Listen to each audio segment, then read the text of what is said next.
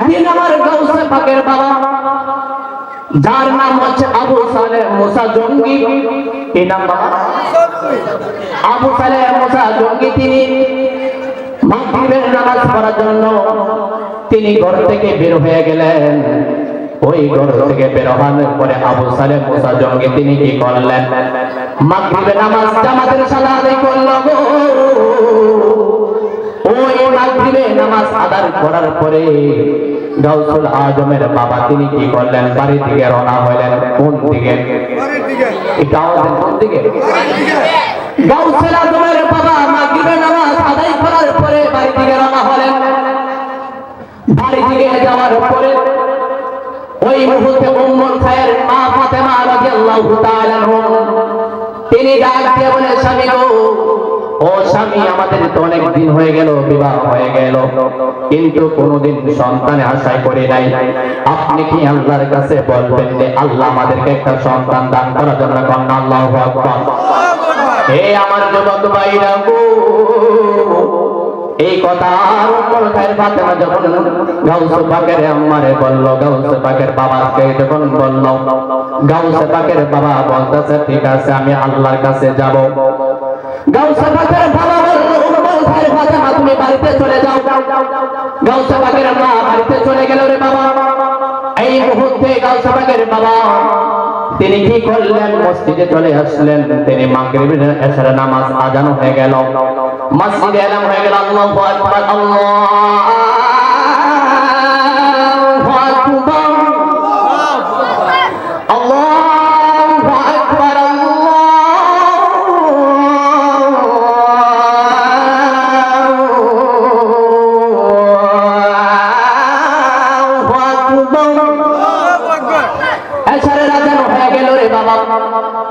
রাস্তাঘাটে, দোকানপাটে, প্যান্ডেলে বাইরে যারা এখনো এলোমেলো ভাবে ঘোরাফেরা করতেছেন, আমি অদম জিলানী আপনাদেরকে আহ্বান করব, জান্নাতের বাগানে এসে বসে যান। আসসালামু আলাইকুম ওয়া রাহমাতুল্লাহি তাআলা ওয়া বারাকাতুহু। الصلاة والسلام عليك يا رسول الله،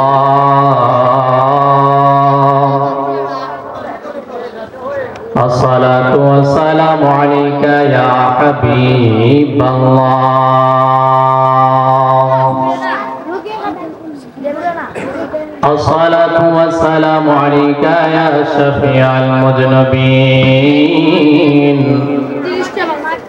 الصلاة والسلام عليك يا رحمة للعالمين، اللهم صل جرى جرى পড়েন বাবা মাওলানা محمد وعلى آل سيد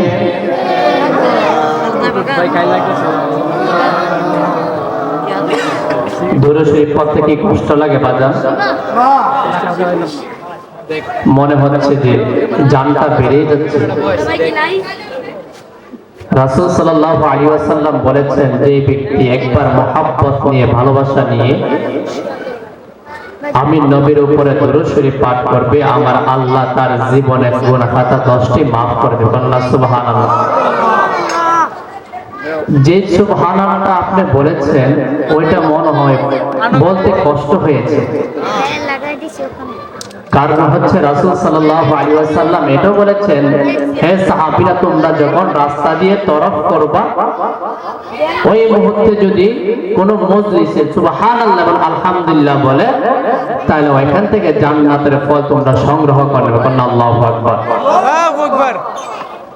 তাহলে একটু মহব্বত নিয়ে, ভালোবাসা নিয়ে নবীজির উপরে দুরূদ শরীফ পাঠ করা যাবে না বাবা?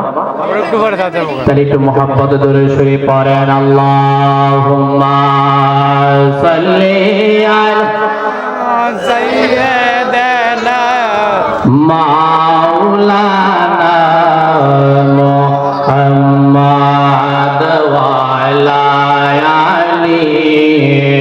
سيدنا মাওলানা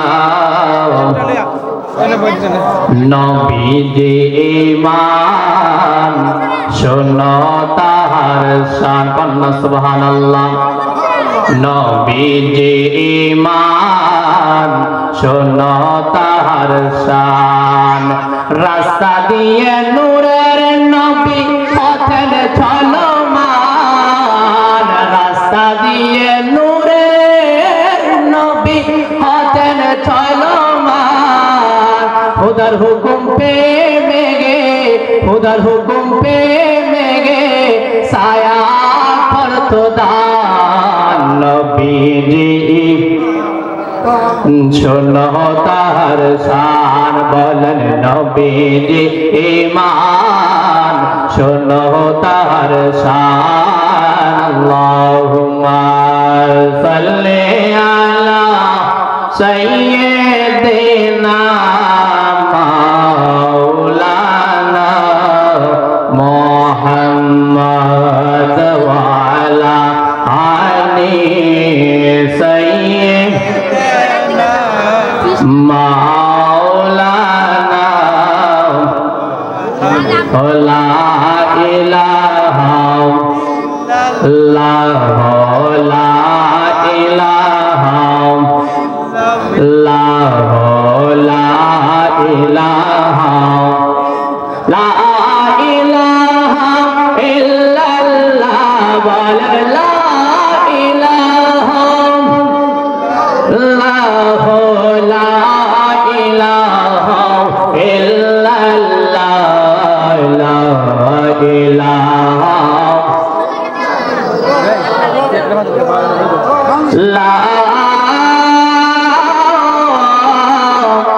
ইলাহা ইল্লাল্লাহ মুহাম্মাদুর রাসূলুল্লাহ সাল্লাল্লাহু আলাইহি ওয়াসাল্লাম সকলে বলি আলহামদুলিল্লাহ একটু জবানটাকে খুলে বলেন না আলহামদুলিল্লাহ আর উচ্চ আওয়াজে মহান রব্বুল আলামিনকে একবার ডাক দিয়ে বলি আল্লাহু আকবার জবানটাকে খুলে বলি ইয়া রাসূলুল্লাহ জবানটাকে ছেড়ে বলি ইয়া ওয়ালি আল্লাহ আমরা সবাই খুশি নাকি বেজার আর জোরে বলে আল্লাহ রাব্বুল আলামিন আপনাকে এবং আমাকে জান্নাতের বাগানে আসা এবং বসা তৌফিক দান করেছেন সেখানে সকলে বলে আলহামদুলিল্লাহ আমাদের বাহিরে কিন্তু অনেক মানুষ আছে কথা কম না ঠিক নেবে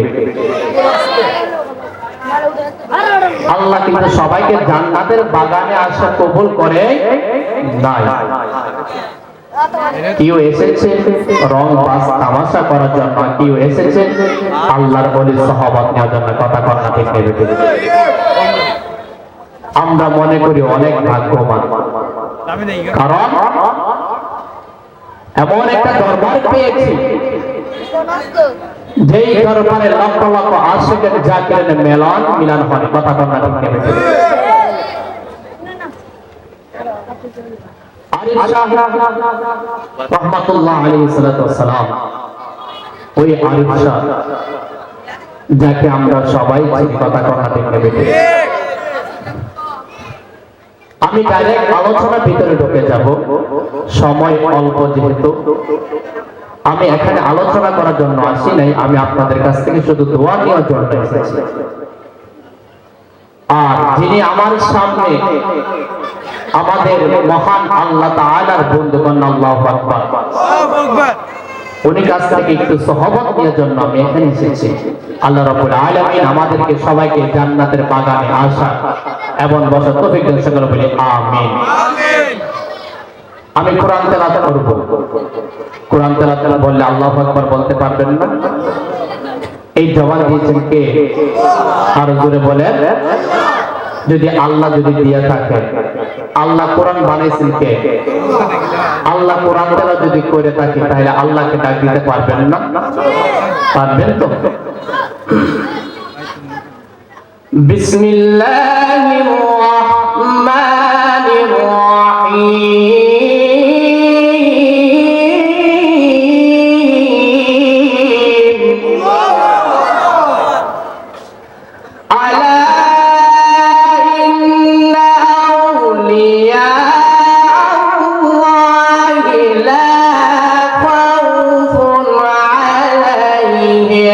ওয়ালা হুম ইয়াহজানুন।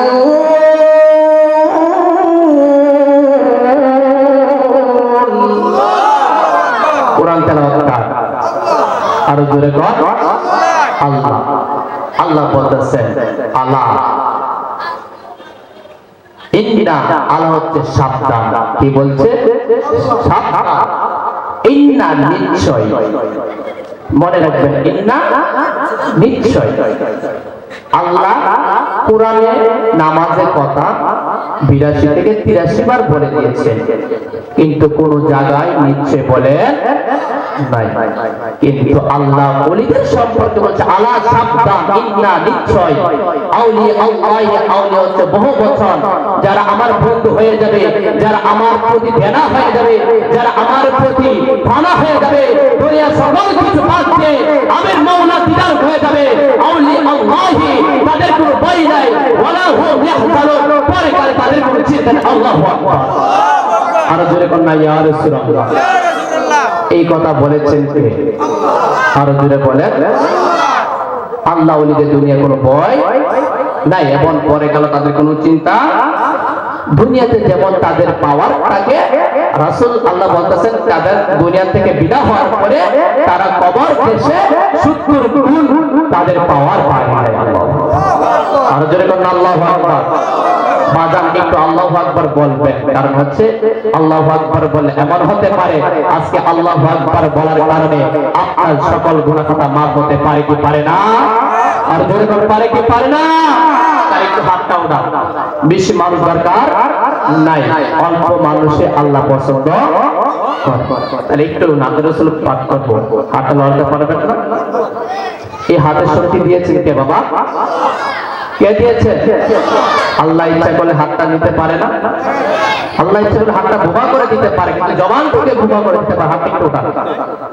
আজকে আমরা এই দরবার থেকে আল্লাহকে বলতে চাই, আল্লাহ জীবনে যত গুনাহ করেছি আল্লাহ এই দরবার থেকে ক্ষমা করে যাচ্ছি, আপনি আমাদেরকে মাফ করে দেন।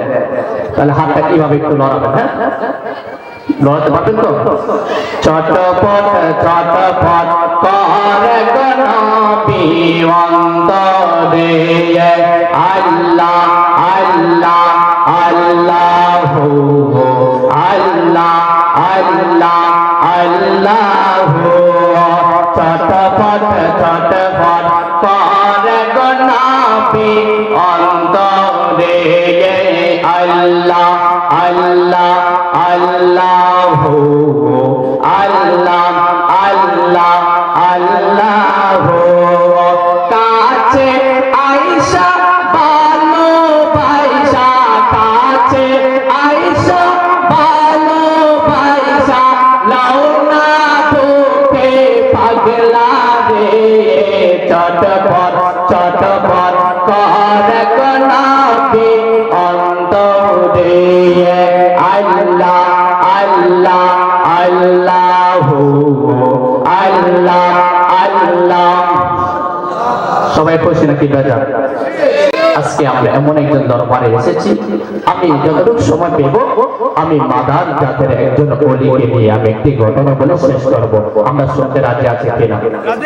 সকল ওলিদের ওলিকে গাউসুল আজম কন্যা আল্লাহু আকবার। আরো জোরে কন্যা আল্লাহু আকবার। ওই গাউসুল আজমের তিনি একটু সম্পর্ক আলোচনা নিয়ে আসবো। আল্লাহ রাব্বুল আলামিন আমাকে বলা তৌফিক দেন, সকলে বলে আমিন।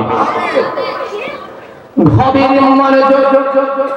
আমি ডাইনে গেলাম না, বামে গেলাম না, হে আমার ইব্রাহিমপুরের বন্ধুরা আমার। একদিন আমার গাউসে পাকের বাবা, যার নাম হচ্ছে আবু সালেহ মুসা জঙ্গি, কি নাম বাবা? আবু সালেহ মুসা জঙ্গি। তিনি মাগরিবের নামাজ পড়ার জন্য তিনি ঘর থেকে বের হয়ে গেলেন। ওই ঘর থেকে বের হওয়ার পরে আবু সালেহ মুসা জঙ্গি তিনি কি করলেন? মাগরিবের নামাজ জামাতের সাথে আদায় করলো।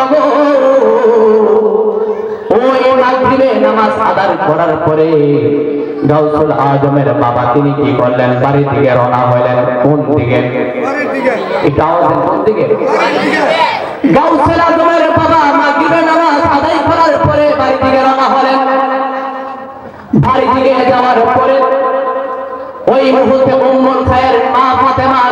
রাদিয়াল্লাহু তাআলা তিনি ডাক দিয়ে বলে স্বামী গো, ও স্বামী আমাদের তো অনেক দিন হয়ে গেল বিবাহ হয়ে গেল, কিন্তু কোনোদিন সন্তানের আশায় করি নাই। আপনি কি আল্লাহর কাছে বলবেন যে আল্লাহ আমাদেরকে একটা সন্তান দান করার জন্য? কন্যা আল্লাহু আকবার। হে আমার যুবক ভাইরা গো, এই কথা উম্মুল খায়র ফাতেমা যখন গাউসে পাকের আম্মারে বলল, গাউসে পাকের বাবাকে যখন বলল, গাউসে পাকের বাবা বলতেছে ঠিক আছে আমি আল্লাহর কাছে যাব। গাউসে পাকের বাবা বলল উম্মুল খায়র ফাতেমা তুমি বাড়িতে চলে যাও। গাউসে পাকের মা বাড়িতে চলে গেল রে বাবা। এই মুহূর্তে গাউসে পাকের বাবা তিনি কি করলেন? মসজিদে চলে আসলেন। তিনি মাগরিবের এশার নামাজ আজান হয়ে গেল, মসজিদে এলান হয়ে গেল আল্লাহু আকবার আল্লাহু আকবার আল্লাহু আকবার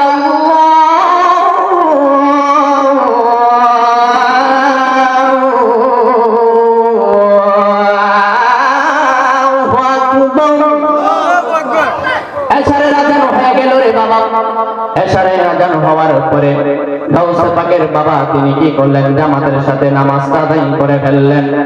জামাতের সাথে যখন নামাজ আদায় করে গেল গো, ওই গাউসে পাকের বাবা তিনি কি করলেন? তিনি নফল নামাজে দাঁড়ায় গেলেন। কি নামাজ? আরো জোরে কোন কি নামাজ? আবু মুসা জঙ্গি তিনি নফল নামাজের মাঝে দাঁড়ায় গেলেন। যখন নফল নামাজে দাঁড়ায় গেল গো, ওই নফল নামাজের ভিতরে সিজদা অবস্থায় গিয়ে সেরা ওই সিজদাতে সুবহান রাব্বিয়াল আলা পড়েন না, কন্যা আল্লাহু আকবার। আবু সালেহ জঙ্গি তিনি সিজদা গিয়ে সেরা সুবহান রাব্বিয়াল আলা পড়েন নাই, সুবহান রাব্বিয়াল আলা না পড়ে সেরা তিনি আল্লাহর ডাক দিয়ে বলতেছেন আল্লাহ গো,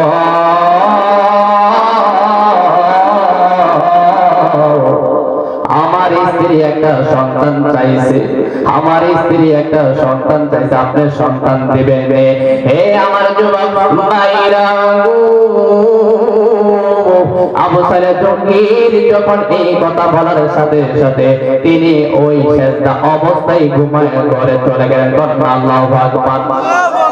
আবু সালেহ জঙ্গি যখন ঘুমায় গেল, তিনি ঘুমিয়ে ঘরে স্বপ্ন দেখতেছেন মসজিদ অন্ধকার, মসজিদের ভিতরে নূরে আলোকিত জ্বলজ্বল করে। আল্লাহু আকবার। জোরে কন্যা ইয়া রাসূলুল্লাহ। জবানটাকে ছেড়ে বলেন না ইয়া ওয়ালি আল্লাহ। আবু সালেহ জঙ্গি ডাক দিয়া বলে আমি কোনদিন এত সুন্দর মানুষ দেখি নাই। তিনি ডাক দিয়া বলে তুমি কে গো, তুমি কে গো? তুমি যখন মসজিদে আগমন করলা আমি দেখতে পাই মসজিদটা অন্ধকার থেকে আলোকিত হয়ে গেল। তুমি কে? তোমার পরিচয় দাও। ওই লোকটা ডাক দিয়া বলে আবু আল্লাহু আকবার হবে। ওই লোকটা ডাক দিয়া বলে আবু সালেহ জঙ্গির গো, ও আবু সালেহ জঙ্গি তুমি কি আমারে চেনো না? তুমি কি আমারে চেনো না? আবু সালেহ জঙ্গি ডাক দিয়ে বলে আমি তোমাকে চিনি না। তুমি কে গো? তোমার পরিচয় কি? তোমার পরিচয় কি? তোমার পরিচয় দাও, তোমার পরিচয় দাও। ওই ব্যক্তি ডাক দিয়ে বলে আমি দুনিয়াতে নাই, আমি হলাম রাহমাতুল লিল আলামিন। আল্লাহু আকবার। আর জোরে কন্যা ইয়া রাসূলুল্লাহ। আবু সালেহ জঙ্গি বলতেছে নবী গো, আপনার দিদার জন্য আমি আবু সালেহ জঙ্গির অনেকদিন অপেক্ষা ছিলাম। আমার নবী কয় আবু সালেহ জঙ্গির না না না, তোমার দিদার দেওয়ার জন্য আমি নবী আসি নাই। আল্লাহু আকবার। আবু সালেহ জঙ্গি তো তিনি মনটা খারাপ করে দিল। আরে অন্তরেতে লাইগাছে আগুন, পানি দিলে নিবে না, জালা জোরাই না, জালা জোরাই না। কথা কন্যা ডেক নেবে ডেক, আর জোরে কন্যা ডেক নেবে ডেক। এ বন্ধুরে আমার, যখন আমি আলোচনা শর্টকাট করে দিলাম যেহেতু হুজুর চলে আসছে আর লম্বা করলাম না বাবা, অনেক আলেমগণ চলে আসছে, ওরা কেরাম অনেক আসছে, তাই লম্বা করলাম না। যখন গাউসুল আজম, যখন গাউসুল পাকের বাবা বলতেছে তুমি কে গো, তোমার পরিচয়টা দিয়া যাও। নবী বলেন আমি রাহমাতাল লিল আলামিন, বলতেছে তোমাকে দিদারে দেওয়ার জন্য আমি আসি নাই, আমি এসেছি তুমি যখন বলেছিলে আল্লাহকে তোমার গর্ভে একটা সন্তান দান করার জন্য, এমন একজন ব্যক্তি আসবে, এমন একজন ওলি আসবে, এমন একজন ব্যক্তি এই জামানায় আসবে যিনি হচ্ছে গাউসুল আজম। আল্লাহু আকবার। আর ধরে করুন না ইয়া রাসূলুল্লাহ, ওলি আল্লাহর সম্পর্কে বলে গেলাম, একটা কথা বলে দিয়া যায়, আল্লাহ বলছে নামাজ পড়ে, আল্লাহ বলছে ইবাদত করে, আগে তোমার ঈমানকে ঠিক করো। কথা কোন ঠিক? ঈমানকে সব ঠিক। ঈমান আমার নবীজি, ওই নবীকে যখন আপনি ভালো না বাসবেন, তাহলে যতই আমল করেন না কেন, যতই আমল করেন না কেন, যতই ইবাদত করেন না কেন, কোনো কাজ আসবে না। আমি একটি হাদিস বলে শেষ করে দিব। রাসূল সাল্লাল্লাহু আলাইহি ওয়াসাল্লাম বলেছেন, লা ইউমিনু আহাদুকুম হাত্তা আকুনা আহাব্বা ইলাইহি মিন ওয়ালিদিহি ওয়া ওয়ালাদিহি ওয়ান নাস আজমাইন। রাসূল বলতেছে দুনিয়ার সকল কিছু থেকে, দুনিয়ার সকল কিছু থেকে তোমার মা আছে, তোমার বাবা আছে, তোমার সন্তান আছে, তোমার মা আছে, ওয়ান নাস আজমাইন। আমি নবীকে যতক্ষণ পর্যন্ত তোমার জানাচ্ছে না ভালোবাসবা, ততক্ষণ পর্যন্ত তুমি ঈমানদার হতে পারবে না। আল্লাহু আকবার। আর জোরে বলবেন ইয়া রাসূলুল্লাহ। একটি গজল বলে শেষ করে দিব, রাজি আছেন তো? বাবা উস্তাদ আছেন, উস্তাদের সামনে বলা ঠিক নাই, কিন্তু আমি এখানে দোয়া নেওয়ার জন্য এসেছি। আল্লাহ রাব্বুল আলামিন আমাকে যেন আলেম হিসেবে কবুল করে, সকলে বলে আমিন। আমরা সোনার মদিনা যাইতে চাই কি চাই না? একটু জোরে বলে চাই না? হ্যাঁ চাই তো। তাহলে একটু দুইটা হাত একটু বাড়ার জানা বাবা। কষ্ট হচ্ছে, কষ্ট হচ্ছে বাবা? হ্যাঁ বাবা কষ্ট হচ্ছে। তাহলে কষ্ট না হলে একটা তাকবীর দেওয়া যাবে? নারে তাকবীর, এতটুকু আওয়াজ, নারে তাকবীর, নারে রিসালাত, নারে গাউসিয়া, এ গাউসুল আজম দস্তগীর। ওলি আল্লাহ দেখানে, ওলি আল্লাহ দেখানে, আল্লাহ কবুল করো। একটু হাতটা ওঠাও। সোনার মদিনা বদরে, সোনার মদিনা বদরে, কিন্তু মদিনা ওয়ালা আমার অন্তরে, কিন্তু মদিনা ওয়ালা আমার অন্তরে। বলেন সোনার মদিনা বদরে, কিন্তু মদিনা ওয়ালা আমার অন্তরে, কিন্তু মদিনা ওয়ালা আমার অন্তর জোরে মদিনায় আছে রে, আমার অন্তর জোরে মদিনায় আছে রে।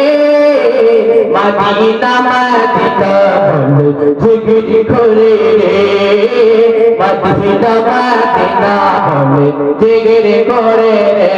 বলেন সোনার মদিনা বদরে, কিন্তু মদিনা ওয়ালা আমার অন্তরে, কিন্তু মদিনা ওয়ালা আমার অন্তরে। সকলে আলহামদুলিল্লাহ। আমার জন্য সবাই দোয়া করবেন। আমি লেখাপড়া করতেছি এবং পাশাপাশি ওয়াজ মাহফিলও করতেছি, আপনাদের দোয়ায় ইসলামের খেদমত করে যাচ্ছি। আল্লাহ রাব্বুল আলামিন, আমি যে গাউসে পাকের যে ঘটনা বলতে পেরেছিলাম, সময় কেন বলতে পারি নাই, যদি আরেকদিন কোনোদিন রিজিক হয়ে থাকে, যদি আল্লাহ যদি বেঁচে রাখে, একদিন যদি আপনাদের এলাকায় ফিরে আসেন, আসলে তাহলে ইনশাআল্লাহ ওই ঘটনা বলে আমি বিদায় নেব। ইনশাআল্লাহ আমার জন্য সবাই দোয়া করবেন। এই বলে আমার বক্তব্য শেষ করেছি। ও আখির দানা ওয়ালহামদুলিল্লাহি আলামিন। আসসালামু আলাইকুম ওয়া রাহমাতুল্লাহি তাআলা ওয়া বারাকাতুহু।